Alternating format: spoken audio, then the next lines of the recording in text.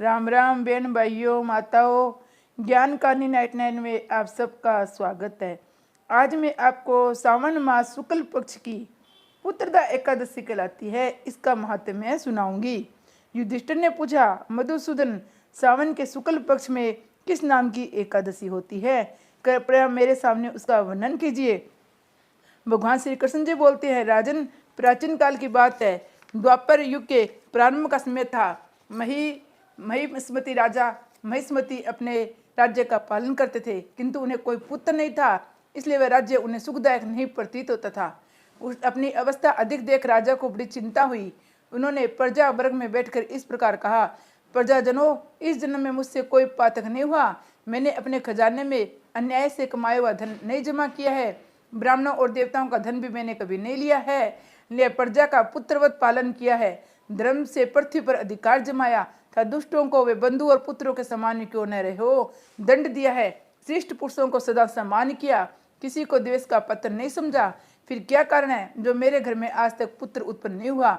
आप लोग इसका विचार करें। राजा के वचन सुनकर प्रजा और पुरोहित के साथ ब्राह्मणों ने उनके हित का विचार करके गहन वन में प्रवेश किया। राजा का कल्याण चाहने वाले वे सभी लोग इधर उधर घूमकर ऋषि सेवित आश्रमों की तलाश करने लगे। इतने में उन्हें मुनि श्रेष्ठ लोमस का दर्शन हुआ। लोमस जी धर्म के तत्वज्ञ, संपूर्ण शास्त्रों के विशिष्ट विद्वान, दीर्घायु और महात्मा है। उनके शरीर लोम से भरा हुआ है। वे ब्रह्मा जी के समान तेजस्वी है। एक एक कल्प बीतने पर उनके शरीर का एक एक लोम विश्लेषण होता है, टूट कर गिरता है, इसलिए उनका नाम लोमस हुआ है। वे महामुनि तीनों कालों की बातें जानते हैं। उन्हें देखकर सब लोगों को बड़ा हर्ष हुआ। उन्हें निकट आया देख लोमस जी ने पूछा, तुम सब लोग किस लिए यहाँ आए हो? अपने आगमन का कारण बताओ। तुम लोगों के लिए जो हितकर कार्य होगा उसे मैं अवश्य करूँगा।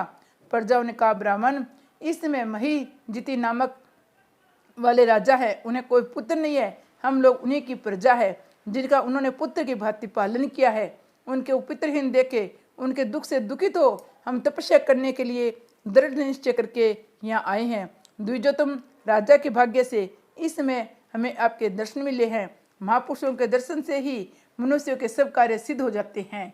मुने, अब हमें उसका उपाय और उपदेश दीजिए, जिससे राजा को पुत्र की प्राप्ति हो। उनकी बात सुनकर महर्षि लोमस 2 घड़ी तक ध्यान मगन हो गए।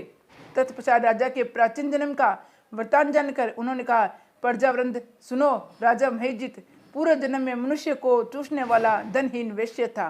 वह वैश्य गांव गांव घूमकर व्यापार किया करता था। एक दिन जेठ के शुक्ल पक्ष में 10वीं तिथि को जब दोपहर का सूर्य तप रहा था, वह गांव की सीमा में एक जलाशय पर पहुंचा। पानी से भरी हुई बावली देखकर वैश्य ने वहां जल पीने का विचार किया।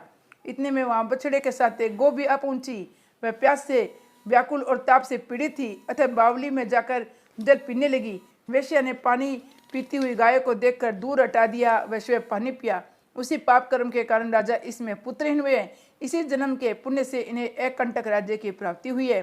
प्रजाओं ने कहा, मुने, पुराण में सुना जाता है कि प्रायश्चित रूप पुण्य से पाप नष्ट हो जाते हैं, अतः पुण्य का उपदेश कीजिए, जिससे उस पाप का नाश हो जाए। लोमस जी बोले, प्रजाजनों, सावन मास के शुक्ल पक्ष में जो एकादशी होती है वह पुत्रदा के नाम से विख्यात है। वह मनोवांछित फल प्रदान करने वाली है। तुम लोग उसी का व्रत करो। ये सुनकर प्रजाओं ने मुनि को नमस्कार किया। नगर में आकर विधि पूर्वक पुत्रदा एकादशी के व्रत का अनुष्ठान किया। उन्होंने विधि पूर्वक जागरण भी किया। उसका निर्मल पुण्य राजा को दे दिया। तत्पश्चात रानी ने गर्भ धारण किया और परशु काष्ठ में आने पर बलवान पुत्र को जन्म दिया। इसका महात्म्य सुनकर मनुष्य पाप से मुक्त हो जाता है तथा यह लोक में सुख पाकर परलोक में सर्वनीय गति को प्राप्त होता है। श्री विष्णु भगवान की जय। जय एकादशी माता की जय।